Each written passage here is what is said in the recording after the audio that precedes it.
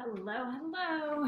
It's Heather Esposito here. I have two cameras going on, so I'm going to be looking at one of them. I got Instagram Live going on and stuff going on Facebook. So bear with me if I don't seem like I'm looking at you. Let's see if I can move this and make it a little bit better. Okay, so tonight I'm going to be making some oatmeal raisin cookies, and you can easily make these oatmeal chocolate chip. Just sub out the raisins for chocolate chip. But what's really great about these cookies is that they are free of gluten, dairy, eggs, soy, corn, and refined sugar. Why is that great? Well, let me pause and just give you a little bit of background if you don't know. So currently I am a holistic business and life coach, and I help women create that income and impact that they are destined for. But prior to that, I started off as a therapist. And in that, I realized that people are telling the same story over and over again and not getting any better. I had my own personal breakdown, and it was this time in 2005 where I got to a point where I literally almost killed myself. I had 5 different ways that I wanted to, thought about taking my life. And I remembered thinking about this book that I'd read that talked about how sugar caused depression. And so I decided that I was going to not have sugar for a week and see how I felt. That week, obviously, I felt better because that week changed my life and helped me to realize that food drastically impacts how we feel. And many of our challenges are amplified because of our body not having real whole foods in them and having sugar, which depresses us. So that started me on this journey of cleaning up my diet. But I had a huge sweet tooth. And I realized over the course of this journey where I became a health coach, and then I became a natural food chef, and now I'm back into the coaching. But in that interim, after I became a natural food chef, I opened up the country's first bakery that was 100% free of gluten, dairy, eggs, soy, corn, and refined sugar. And my shit is really good. And I say that with confidence, not with cockiness, only because I know, because we were very popular. We were on Cupcake Wars, on the cooking channel, on Foodography, Unique Sweets. And I always made sure to taste test my stuff with people who weren't celiac, who weren't vegans. But I just taste tested on people who were didn't care about what they ate. Because then when they eat my stuff and they're like, oh my gosh, that's really good. And they had no idea that it was free of all those things. And I was like, oh, score, I got something really good. So flash forward a couple years later, it's a whole other story, leave the bakery and then get back into what I'm doing now. But I just recently, I had written a cookbook with all my recipes years ago, but I recently just turned it into, instead of it being something on Kindle, I turned it into a PDF that you can get on my website. I'm gonna on StreamYard here on Facebook, I'll put it in the chat, and on Instagram I can add it to the link in my profile a little bit later.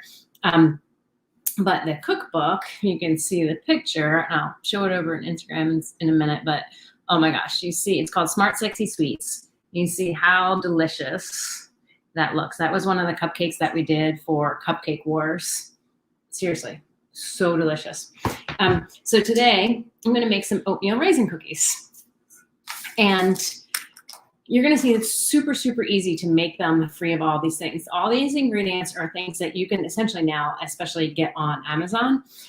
So the first thing is Bob's Red Mill 1-to-1 flour. Now, I want to say something about this. If you read my cookbook, one of the things that is really important is to read the instructions. My mom was telling me about some cookies that she made, and she's like, well, they turned out like this. And I'm like, well, did you make the flat cookies or the fluffy cookies? She's like, I don't know. I'm like, well, in the instructions for each of the cookies, it says if you want them flatter, to decrease the flour and increase and add in flax meal. And she's like, oh, I didn't read that. And I'm like, well, I can't really help you with that.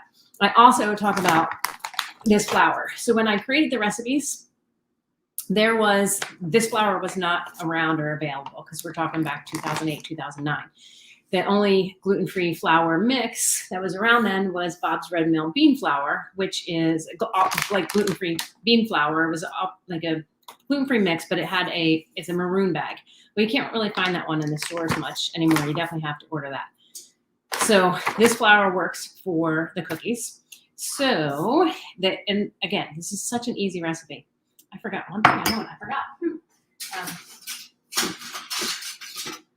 I got all the stuff prepped and I forgot something to mix it with. Okay, so it is 1 cup of the flour and then 2 tablespoons of flax meal.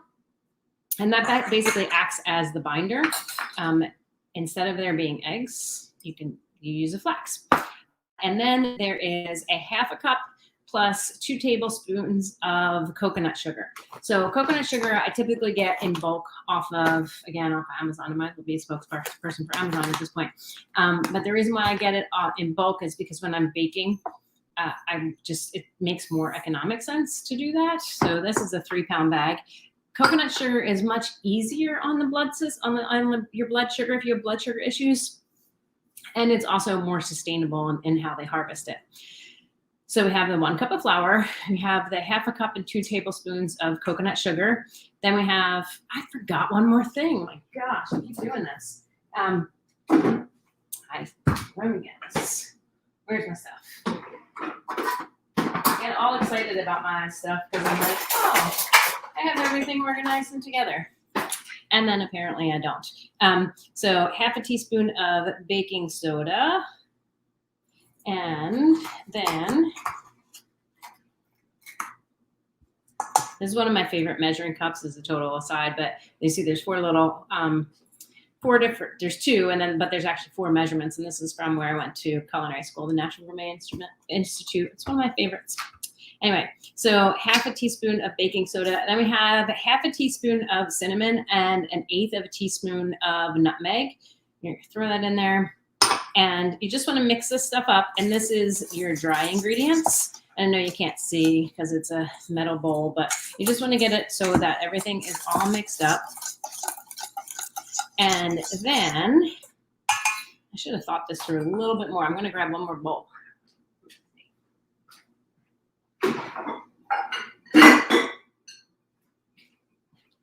Getting smarter here. It's been a long time since I've done a cooking video.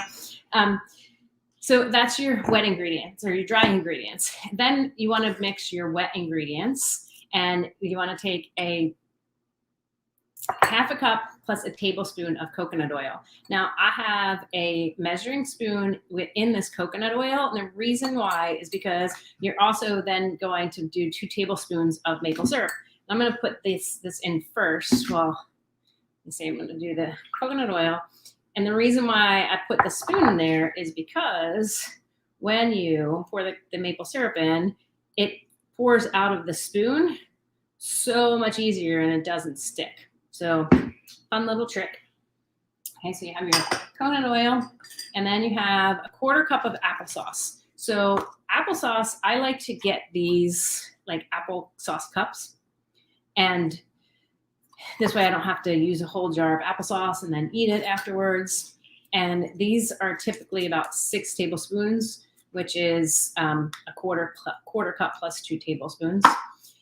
So I like using these. And then we have a tablespoon of vanilla extract. And then we have a 1/2 teaspoon of salt, which I'd measure it out if you're not good at like guessing it.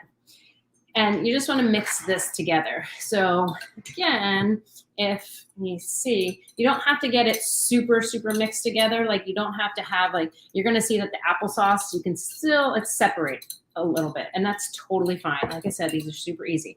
So then what you're going to do is take the dry into the wet and just mix it up.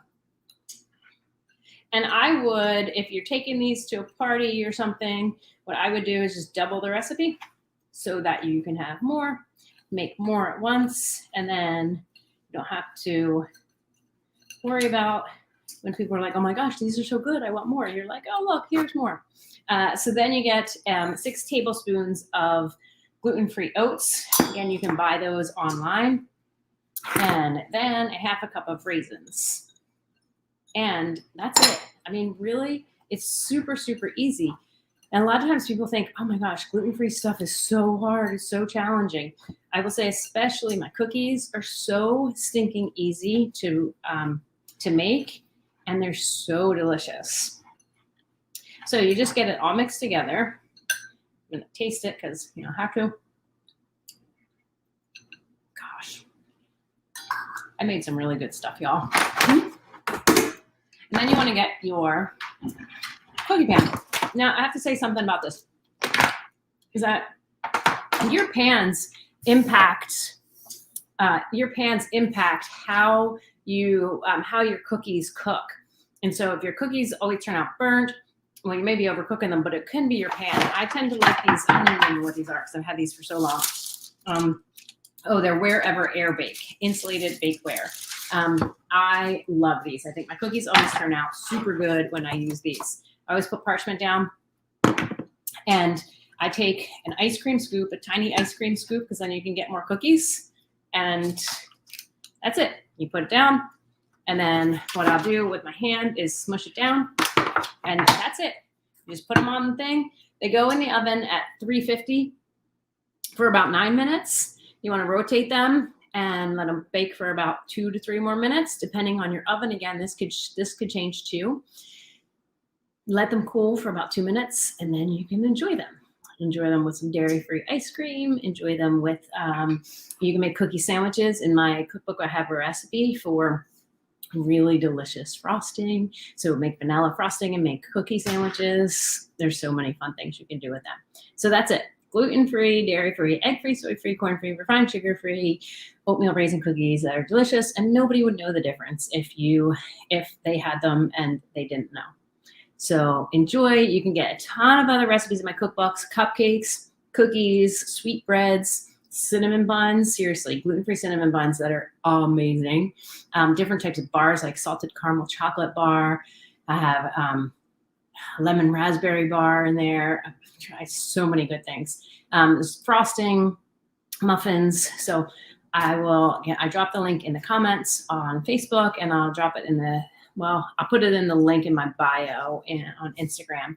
And if you have any questions, find it in the book first. Otherwise, reach out to me. And I say that only because I have so much information in the book. And let me know what you think. I'm going to go put the rest of these on the cookie sheet, put them in the oven, and then I'm going to stay away from them so that I don't binge on them. And I'm going to take them to my family's for Thanksgiving. So thanks for watching, y'all. I will see you later. Bye.